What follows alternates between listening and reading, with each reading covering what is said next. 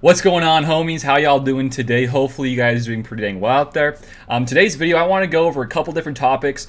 First one being the feedback that we got recently regarding the Galactic challenges with the devs and how they've been responding to it and the feedback that they've been given from us. And there's a lot of good stuff in there. I want to go after that first. But secondly, I want to go and kind of tie that point. There's some points in there I want to tie in to make some other points with other aspects of the game that I am kind of fearing for a little bit. Not like, wow, this is going to be awful, it's going to ruin the game, but more just like some slight concerns, I guess you could say. So here we go. Galactic challenges feedback. Let's see what is in this post. Let's go big screen here. So this is from Crumb not too long ago. Today is Tuesday, so this video will be live on a Wednesday. So lots of good things here. I think before we even go into it, I think this is like one of the best dev posts that we've gotten in a long time. I've been saying this before in a lot of my other videos regarding really any new content, really any new things in the game that they want to introduce, implement, change, fix, whatever. Their communication has been very poor recently, and this is actually a huge like 180 turn, and this is really great, I think, in my opinion, for the game, because this is some huge communication given to us, and we're going back and forth on this. They create something new, we give them some feedback, and now this is a response to that. So this is awesome. I think this is really great for the game. So let's go read some of it. I might just read all of it, I don't know. But they are appreciative of the feedback that we've been given. A lot of the comments are well, let's just say it this way. Most of the comments were in regards to the rewards and the date and the time frame of the actual mode being live.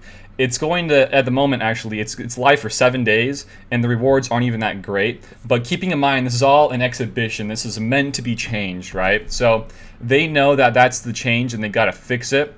You can see right here, rewards are where we have seen the most concern. So they understand that the rewards are not up to par, not even close. So they're going to change that, and they say, from the initial inception of Galactic challenges, we plan to evolve the rewards over time, but there are some rewards that just don't feel valuable looking at USIM tickets, some of those other not as, important rewards, I guess you could say.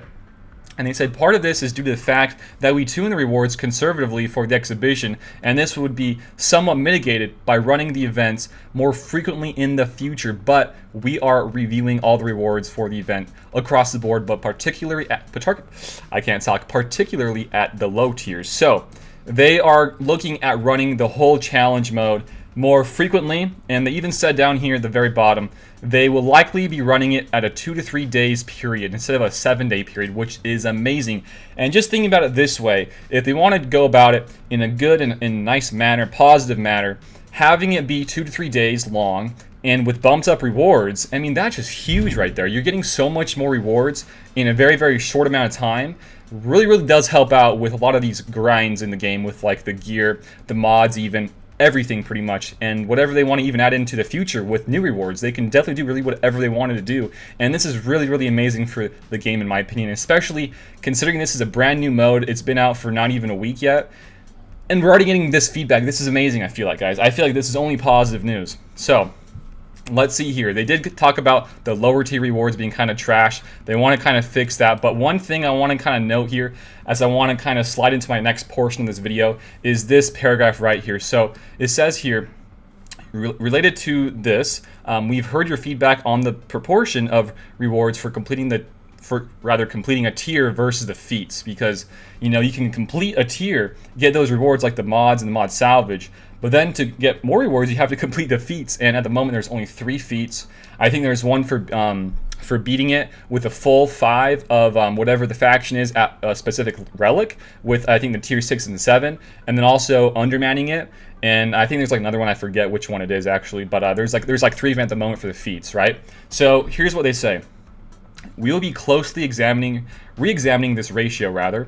Gear feats were intended to reward players for building up their roster and provide value over time, but the current format feels at odds with the more event-specific nature of the other feats. So right there, they did intend to have those feats, like let's say, for example, the tiers 6 and 7s to have Relic 3 and Relic 5 in this example for the one we just had on Tatooine, for the Sith, having those Sith at those relics to even complete that feat.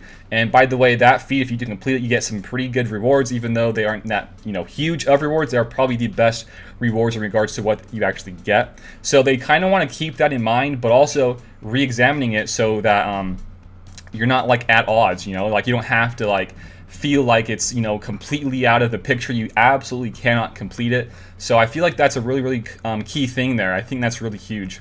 And I think coming down here in this last thing, the last area that they're going to mention today is the event duration. So yeah, we kind of just went over this. They want to kind of make it from not just 7 days, but going down to at least 2 to 3 days, they say, just so that they can have shorter durations, and you can kind of have it a little bit more frequently as it all progresses. So that's pretty awesome. I really do like this. Just them actually going and just looking at this, and the feedback that they've been receiving recently about it is super awesome. They want to continue to read and watch our feedback as they change this mode, because I do feel like this mode can be crazy awesome and really great for every player out there, new, old, whatever it may be. I think this is great for everybody. So the other part of this video I want to go into today is, you can see here the feats, right? And talking just a little bit about the gear needed to complete some of these things. And I want to kind of adjust the whole video just a little bit over to some things I'm kind of worried about in the future. So I've been doing a lot of videos recently about talking about fleets and ships in the game, and let's just kind of go over here in my game. So ships, ships, not everybody's favorite mode, I get it, right? But there are some issues I'm kind of starting to see in the near future, because a lot of these fleets, these capital ships and all these sort of things, these teams for ships, and I guess you can even go about characters and just arena and stuff like that, but I want to kind of hit up on the fact of ships at the moment. A lot of these ships with their pilots, they might be really great ships, but the pilots suck, and needing those pilots to be geared up high enough to actually be usable and to beat some of these better teams, that's kind of worrisome for me, because a lot of these other teams that we built up over time, like just for example, like very great one at the moment is, of course everybody knows and loves it, is I can't even click on it, gosh dang it, is the Separatists. It's the Malevolence. Let's go over here, the Separatists. This is a very easy to acquire team and fleet to build up. You only really need like a few of these guys, 6, 7 star, and then the gears. You don't even need gear on really half of these guys, because a couple of them aren't even pilots or pilotless ships, and the other ones are very easy to get in my opinion.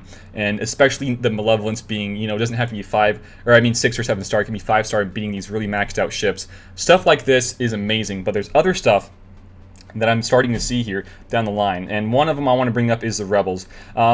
So the Rebels have always been pretty good in my opinion, and this is just an example. I'm not saying this is like the only one there is. There's a couple more examples I want to bring up as well, but in this one in particular, for ships and fleet, I'm seeing a big issue here with some of these teams. So we just got the Rebel Y-Wing not too long ago, and we also got that new TIE Bomber. I did a video on that recently if you guys want to go check that out.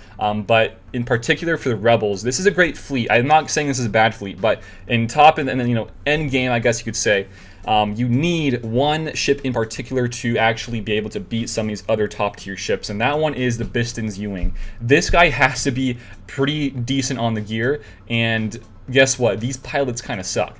Biston is not that great. SRP is kind of good, but in my opinion, I would really rather not get any gear, put any gear towards either of those guys. I know we just got Mon Mothma, but even then I still feel like this is kind of a wasted investment in my opinion. But the reason why, in this ship in particular is so important is because you have to get that target lock going early on, which gives out some more turn meter, which allows you to go before some of these other ships, in particular the Anakin's ETA, or however you want to say that ship.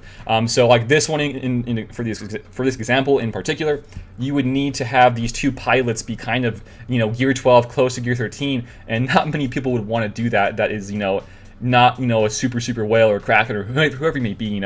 I would say an average player would never want to do that just for ships, just for fleet. You want to focus on other aspects of your roster, of your game, to build yourself up for GAC, NTW, and all that sort of stuff, even arena.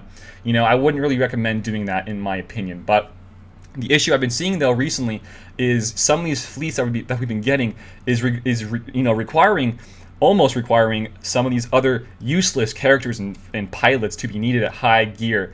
and to make it round that whole fleet out to make them very, very good.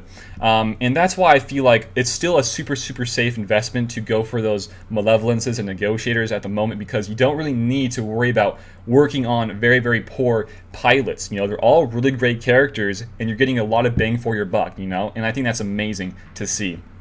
Another example, I guess you could say here, I remember recently in the comment section of this video I did just really recently, is you actually need for this Empire fleet to be able to beat some of those negotiators and Anakins, you need to have the Gauntlet be kind of fast to outspeed an Anakin, and that's kind of hard because you got to have that buff immunity to apply to Anakin so that he can die very, very quickly. And to do that, you would have to invest gear and potentially even relics into both of these guys, Garsax and his buddy, the Imperial Super Commando. So these guys are absolute trash. There is no other way to say it. They are garbage. They are Empire though, so you never know. We could get some cool stuff with the Empire, and still we don't know what Admiral Piet's going to be or look like at all. You never know. I mean, there could be some cool things coming down the line, but you know, for this one in particular, you would have to have this guy as well built up with those pilots built up as well. If you're in a situation, I guess you could say, one of these last things I want to bring up is, if you are in a situation where you can invest into characters like this, I say go for it, because this is a pretty huge investment.